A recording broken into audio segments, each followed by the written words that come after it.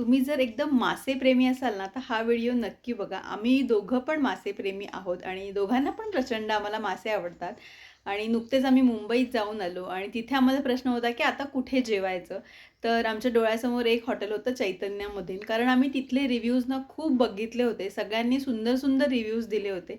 तर आम्ही पण म्हटलं, की ट्राय करूया. पण जर तुम्ही चैतन्यामध्ये जात असाल, तर मी सगळ्यात आधी हे सांगेन, की सगळ्यात आधी तुम्ही बुकिंग करून घ्या. कारण इथे वेटिंग टाईम खूप जास्त असतो.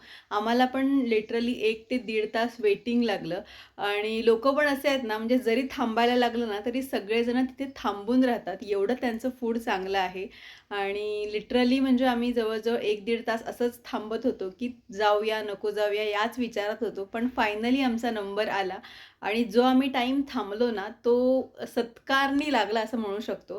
कारण तिथलं फूड खरंच अमेझिंग होतं आणि मासे तर आम्हाला दोघांना पण आवडतात. त्याच्यामध्ये कोळंबी, पृथ्वींना, मला दोघांनाही आवडतं. त्याच्यामुळे आम्ही गेल्या-गेल्या कोळंबी ऑर्डर केली होती. त्याच्यानंतर बोंबील ऑर्डर केले होते. कारण बोंबील हे मला जास्त आवडतात म्हणून.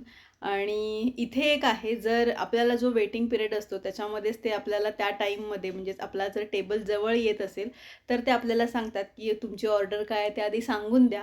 त्याच्यामुळे आपण आधीच ऑर्डर दिल्यानंतर मग ते टेबलवरती गेल्या-गेल्या लगेच ऑर्डर येते आणि इथे प्रत्येक प्रकारच्या थाळ्या मिळतात. आम्ही एक हलवा थाळी घेतली होती आणि एक सुरमई थाळी घेतली होती. बोंबील थाळी होती. शिंपले मला वाटतं नव्हती. रावस संपली होती.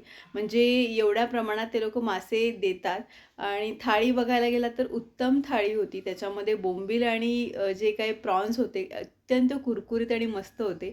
हलवा पण छान होता आणि ग्रेव्ही म्हणायला गेला तर 2 प्रकारच्या होत्या. एक बांगड्याचं तिखलं होतं, एक मच्छीचं सार होतं, त्याच्यानंतर जवळा होता, म्हणजे जवळाची चटणी होती सुकीवाली, भाकरी होती, सोलकढी होती आणि सोलकढी एवढी उत्तम प्रकारची होती आणि अनलिमिटेड होती.